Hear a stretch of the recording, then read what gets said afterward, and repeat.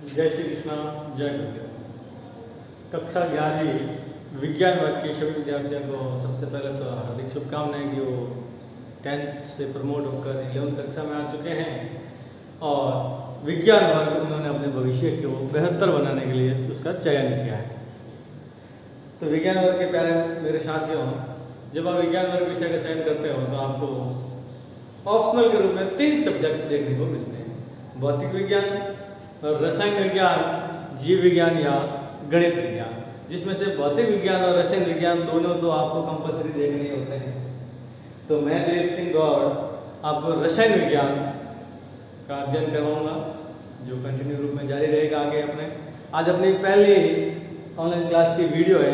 इससे पहले अपने क्लासेज हो रखी है गूगल मीट ऐप पे, लेकिन एक रिकॉर्डेड वीडियो के रूप में हम आपको पहली बार एक वीडियो भेज रहे हैं। रसायन विज्ञान के अंतर्गत जो रसायन विज्ञान फर्स्ट है, उसका फर्स्ट चैप्टर जो है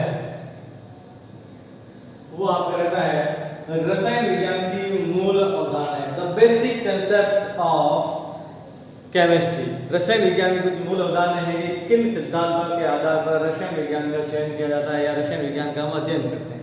तो उसके अंतर्गत देखते हैं कि रसायन विज्ञान क्या है, कौन कौन से जो क्षेत्र हैं वो रसायन विज्ञान के अंतर्गत आते हैं, इसके अनुसार हम देखने का प्रयास करते हैं।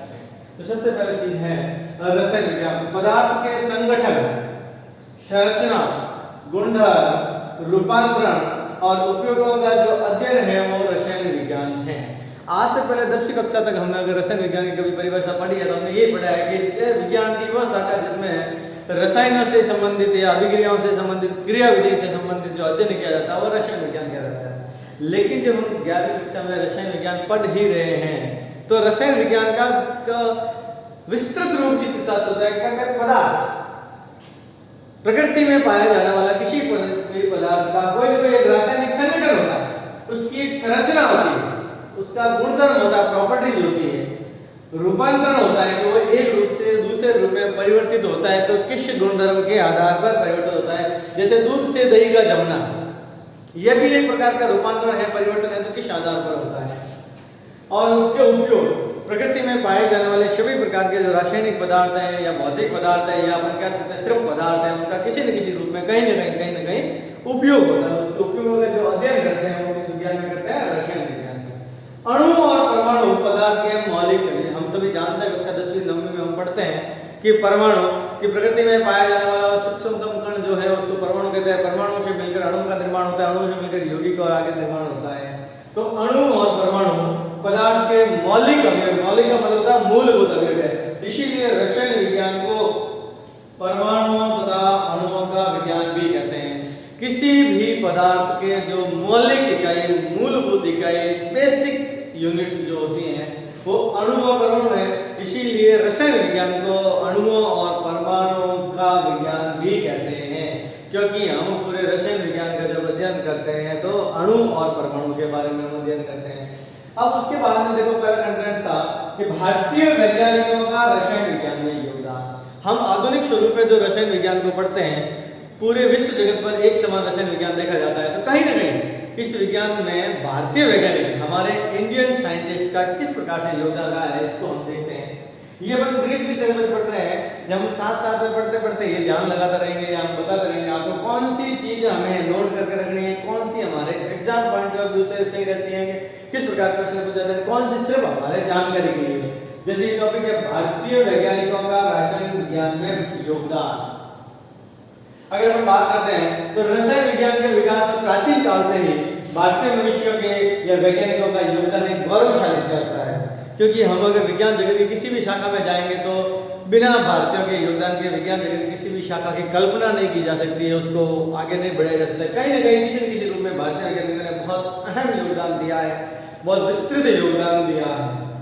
इसका विस्तृत आधुनिक भारत में रसायन शास्त्र के पितामह कहे जाने वाले आचार्य प्रफुल्ल चंद्र राय द्वारा लिखित हिस्ट्री ऑफ हिंदू केमिस्ट्री। अगर आपसे पूछा जाए कि आधुनिक भारत में रसायन शास्त्र का पिता कौन है तो आचार्य प्रफुल्ल चंद्र।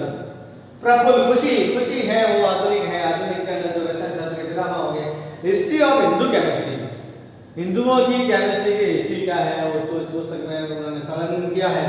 नई दिल्ली में कुतुब मीनार के पास अब इसका एक उदाहरण है कि नई दिल्ली में कुतुब मीनार के पास खुले आसमान के नीचे खड़ा एक लोहे का स्तंभ है जो पिछले 1600 वर्ष 1600 ईयर्स जंग रहित है, जो वर्तमान काल में भी रसायन के लिए चुनौती है। भारतीय वैज्ञानिकों के धातु विज्ञान का लोहा मानने से इससे बड़ा क्या प्रमाण हो सकता है कि अगर हम सभी जानते हैं कक्षा 10 के अंदर हम लोहे पे जंग लगने की अभिक्रिया के बारे में थोड़ा बहुत जानते हैं, देखते हैं, पढ़ते हैं कि लोहे के ऊपर एक समय काल के अंतर्गत जंग लगी जाता है। लोहे पर जंग लगना अभिक्रियाओं की दृष्टिकोण से एक मंद गति की अभिक्रिया होती है जो कई महीनों से लगाकर कई वर्षों तक जाके पूर्ण होती है और धीरे धीरे भौतिक परिवर्तन, ताप दाब में परिवर्तन की वजह से लोहे के ऊपर जो ऊपरी परत है वो वायुमंडलीय ऑक्सीजन के साथ में तथा जल की नमी की उपस्थिति के अंदर क्रिया करके धीरे धीरे उसका सरण होना शुरू हो जाता है, क्षय होना शुरू हो जाता है, उसके ऊपर जंग लगना शुरू हो जाता है, कोरिजन होना शुरू हो जाता है। तो लेकिन कुतुब मीनार के पास एक लोह स्तंभ है जो 1600 सालों से अनवरत खुले आसमान के नीचे खड़ा है, उसका धातु विज्ञान हमें पता नहीं और अभी तक उसके ऊपर किसी प्रकार का कोई जंग नहीं लगा है। तो ये हमारे भारतीय वैज्ञानिकों के धातु विज्ञान का लोहा बना था। आज से 1600 साल पहले भारतीय वैज्ञानिकों की इतनी पहुंच थी कि उन्होंने इस प्रकार की धातु की डिजाइन की कि लोहा होते हुए भी, मिक्सर धातु होते हुए, मिश्रित धातु होते हुए भी वो अभी तक पर्यावरण से, वातावरण से किसी प्रकार की कोई क्रिया नहीं कर रहा है, अनवरत उसी रूप में अभी तक खड़ा 1600 वर्षों बाद भी उसका वजूद बना हुआ है। तो ये हमारे भारतीय वैज्ञानिकों के प्रमाण के बारे में बताने के लिए काफी है। अब इससे आगे हम बढ़ते हैं। वर्तमान में professor CN Rao Bangalore, professor Sukhdev Delhi, professor Govardhan Mehta, ये कुछ वैज्ञानिकों के नाम है जो अनेक अंतरराष्ट्रीय खोजें करते हुए अंतरराष्ट्रीय जगत पर रसायन विज्ञान के अंदर अपना भारतीय वैज्ञानिकों का लोहा मनवाते हैं। वर्तमान युग में रसायन विज्ञान ने बहुत अधिक प्रगति की है। मनुष्य के दैनिक जीवन का कोई भी क्रियाकलाप ऐसा नहीं है जिसमें रसायन विज्ञान का उपयोग नहीं है।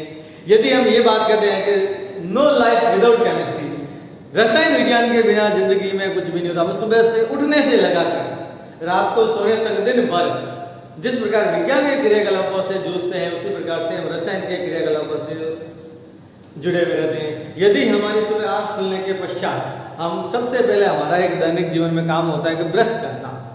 हम जो आज के समय पेस्ट यूज करते हैं उसमें भी किसी न किसी प्रकार के रसायन मिले हुए हैं। पेस्ट यूज करते हैं उसके मुंह में जो झाग बन जाते हैं वो भी रसायन विज्ञान का एक उत्कृष्ट उदाहरण है। और झाग बनने के बाद हमारे दांत साफ हो जाते हैं जब ब्रश करने के पश्चात, तो वो भी रसायन विज्ञान का एक उत्कृष्ट उदाहरण हमें देखने को मिल जाता है। तो हम किसी भी रूप में अगर जाते हैं तो रसायन विज्ञान के बिना हमारा जीवन संभव नहीं, इसीलिए कहा गया है no life is possible without chemistry. रसायन विज्ञान के बिना हमारा जीवन संभव नहीं है। अब आगे हम जाते हैं सेकंड जो हमारा पॉइंट है वो है रसायन विज्ञान का महत्व, इंपोर्टेंस ऑफ केमिस्ट्री। रसायन विज्ञान का महत्व क्या है? सबसे पहले कोई भी वस्तु जिसका द्रव्यमान होता है और जो स्थान घेरता है द्रव्य कहलाता है। पदार्थ के बारे में हम परिकल्पना पढ़ते हैं तो प्रकृति में पाए जाने वाली, स्वतंत्र रूप से पाए जाने वाला कोई भी वस्तु जिसका कुछ द्रव्यमान है और जो स्थान घेरता है उसको रखने के बाद वो किसी न किसी जगह को, किसी न किसी आवरण को कवर करता है, वो द्रव्य कहलाता है, मैटर कहलाता है, पदार्थ कहलाता है। द्रव्य के गुणधर्मों को भौतिक और रासायनिक में वर्गीकृत किया। द्रव्य को भौतिक गुणधर्मों के आधार पर और रासायनिक गुणधर्मों के आधार पर अलग अलग रूपों में उसको वर्गीकृत किया जा सकता है। भौतिक गुणधर्म वो गुणधर्म होते हैं जिन्हें पदार्थ की पहचान या संगठन को परिवर्तित किए बिना मापा या देखा जा सकता है। यदि हम एक शब्द में कहें तो भौतिक गुणधर्म वो है जिनको हम बाहरी रूप से देखकर अंदाजा लगा सकते हैं कि वो किस अवस्था में है। हमने उसके आंतरिक होने वाले किसी भी प्रकार की क्रिया प्रतिक्रियाओं को नोटिस नहीं किया तो वो भौतिक गुणधर्म के अंतर्गत आता है। भौतिक गुणधर्मों के कुछ उदाहरण है रंग है, गंध है, गलनांक है, क्वथनांक है, घनत्व है। जैसे मान लो अपने पास एक लोहे का टुकड़ा है, उसका रंग देखकर हम अनुमान लगा सकते हैं ये धातु हो सकती है। जैसे सुनहरे रंग की दिखती है तो हम अनुमान लगाएंगे ये तो सोना है या पीतल है। यदि हमें ब्लैक रंग में दिखाई देती है तो हम अनुमान लगा सकते हैं ये लोहा हो सकता है। यदि सिल्वर रंग की होती है, अलगा चांदी रंग होता है, उसको हम सिल्वर या एल्यूमिनियम या टंगस्टन इस धातु के रूप में उसको बांट सकते हैं या शीशा कह सकते हैं। ठीक है, अब उसके बाद उसको सूंघ कर उस धातु का अनुमान लगा सकते हैं कि ये वो वस्तु है। फिर बात आती है गलनांक की। जब हम उसको मेल्टिंग पॉइंट बढ़ाते हैं, उसका उबाल देते हैं तो किस तापमान पर गल जाता है उससे हम लगा सकते हैं।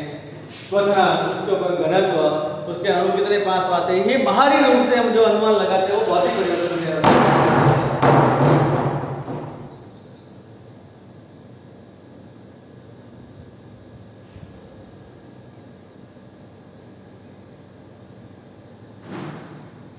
अब रासायनिक गुणधर्मों को मापने या देखने के लिए रासायनिक परिवर्तन का होना आवश्यक है। अब रासायनिक गुण अगर मापने हैं तो उसके लिए रासायनिक परिवर्तन होने जरूरी है। रसायन शास्त्र विज्ञान की वह शाखा जिसमें पदार्थ के संगठन, संरचना और उसके रूपांतरण का अध्ययन किया जाता है, इसे निम्न वर्गों में बांटा जाता है। अब रसायन विज्ञान को आगे फर्दर क्लासिफाई किया गया है, फर्दर बांटा गया आगे किस प्रकार से बांटा गया? द्रव्य मतलब पदार्थ। प्रकृति में पाए जाने वाली सभी संरचनाओं की जो मूलभूत इकाई है वो है पदार्थ। क्योंकि आज हम अपने नग्न आंखों से जो भी चीज देखते हैं कहीं ना कहीं किसी न किसी रूप में पदार्थ होती है। अब पदार्थ का मिश्रण और एक शुद्ध पदार्थ के रूप में बांटा जाता है। पदार्थ दो प्रकार का हो सकता है कि मिश्रण हो किसी अन्य पदार्थों का और एक शुद्ध प्योर पदार्थ हो, उसके रूप में बांटा जाता है। जब मिश्रण की आगे दो भागों में बांटा गया है, समांगी मिश्रण और विषमांगी मिश्रण। और पदार्थ जो होते हैं वो किन से मिलकर बने होते हैं? तत्व और यौगिकों से। तत्व पदार्थ की छोटी इकाई और तत्वों से मिलकर यौगिकों का निर्माण आगे हम पढ़ते हैं। और मिश्रण जो होते हैं क्षमांगी और विषमांगी, जब किसी मिश्रण में दो समान प्रकार के पदार्थों को मिलाया जाता है तो वो क्षमांगी मिश्रण हो जाता है, और जब किसी नए पदार्थ के निर्माण में दो भिन्न भिन्न पदार्थों को मिलाया जाता है तो वो विषमांगी मिश्रण की श्रेणी में आगे अपन उसको क्लासिफाई करते हैं या देखते हैं। आगे जाके देखते हैं कार्बनिक रसायन, अकार्बनिक रसायन, भौतिक रसायन, विश्लेषण रसायन, फार्मास्यूटिकल रसायन। रसायन विज्ञान के अन्य अनेक प्रकार की शाखाएं हैं, जैसे भौतिकी, जीव विज्ञान, भू विज्ञान, चिकित्सा विज्ञान के साथ साथ अभिन्न रूप से जुड़ा हुआ है। रसायन विज्ञान का महत्व भौतिक विज्ञान में देखने को मिलता है, जीव विज्ञान के अंतर्गत देखने को मिलते हैं। आज के समय विभिन्न प्रकार के जब जीव विज्ञान का अध्ययन करते हैं और रोग और निदान का जब अध्ययन करते हैं तो वो पूरा का पूरा केमिस्ट्री के ऊपर डिपेंड है, रसायन विज्ञान के ऊपर ही निर्भर है। किसी भी प्रकार के रोग का निदान करने के लिए जब दवाइयों की आवश्यकता पड़ती है, औषधियों की आवश्यकता पड़ती है, तो वो औषधि विज्ञान पूरा रसायन विज्ञान का ही एक अंग होता है, उससे हमें देखने को मिलते हैं। तो ये इस प्रकार से ये चैप्टर विभिन्न प्रकार से बटा हुआ आगे।